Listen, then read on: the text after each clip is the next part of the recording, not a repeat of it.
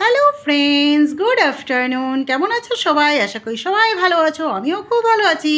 তো আজকে আরেকটা নতুন রেসিপি নিয়ে তোমাদের সাথে হাজির হয়ে গেলাম। তো দেখতে পাচ্ছ এখানে অনেকগুলো ডিম আছে। তো আজকে ডিমেরই একটা রেসিপি শেয়ার করব, তার নাম হলো সর্ষের শাহী ডিম।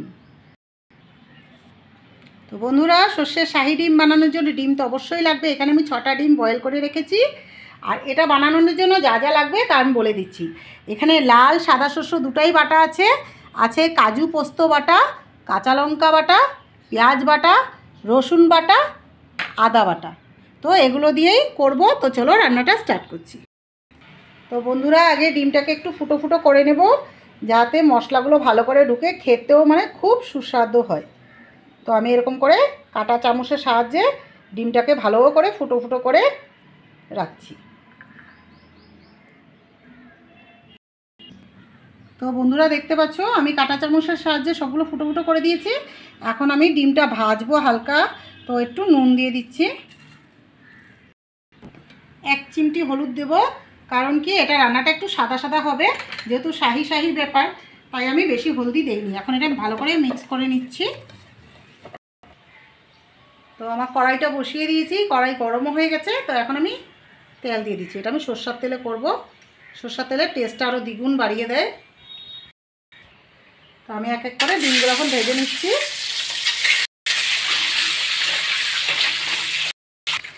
তো আমার হালকা ভাজবো, বেশি ভাজবো না। তো এখন আমি উঠিয়ে নিচ্ছি। আমি আরেকটু তেল দিয়ে দিলাম, তেল আছে তাও একটু তেলটা বেশিই লাগবে এটাতে। তেলটা গরম হয়ে গেলে এক এক করে ফোড়ন দিয়ে দিব। এখানে ফোড়নের জন্য দারচিনি, একটা লং, 2টো এলাচ থেতো করে দিয়েছি, আর একটা তেজপাতাকে চিড়ে দিয়েছি।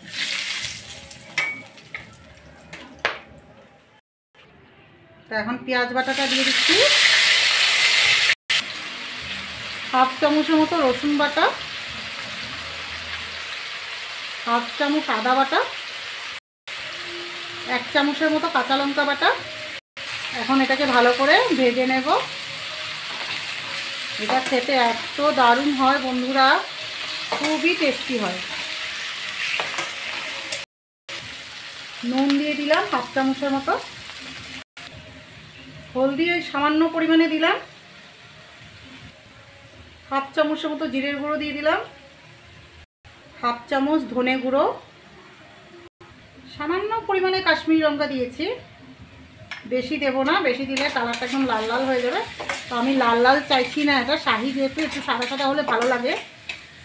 তো এগুলোকে ভালো করে ভেজে নেই, তারপরে আমি কাজু পোস্ত বাটা, সর্ষে বাটা দিব। তো বন্ধুরা, মশলাটা ভালো করে ভাজা হয়ে গেছে, পেঁয়াজ রসুন আদার কাঁচা গন্ধটাও চলে গেছে পুরো। এখন আমি পোস্ত বাটাটা দেব, পোস্ত আর কাজু যে একসাথে বেটে রেখেছিলাম।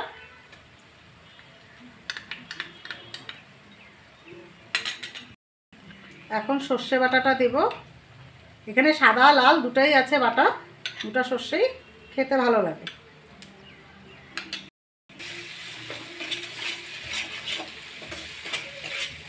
সর্ষেটাকে ভালো করে মিক্স করে নেব, একটু ভাজা ভাজা করে নেব। এটা খেতে খুবই স্বাদ বন্ধুরা। আর আমি শাহি শাহি কেন বলেছি, যেহেতু কাজু বাটা পোস্ত বাটা পড়েছে, ডিম সর্ষে হলে শুধু সর্ষে বাটাটা পড়ে। তো এখানে আমি কাজু পোস্ত দিয়েছি, নামানোর আগে শাহি গরম মশলা দেব। তো এটা শাহি শাহি হয়েই গেল, আর খেতে খুবই দারুণ লাগে বন্ধুরা।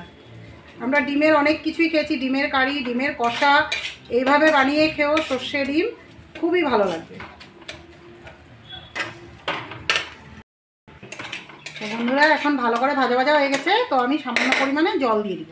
তো এখানে আমি গরম জল ব্যবহার করছি, ঠান্ডা জল একদমই দেবো না, দিলে রান্নার টেস্টটা ওরকম আসে না।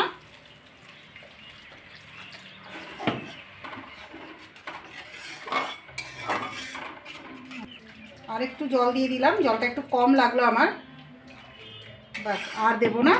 এখন আমি ডিমগুলো যে ভেজে রেখেছি, ডিমগুলো এক এক করে ছেড়ে দেবো।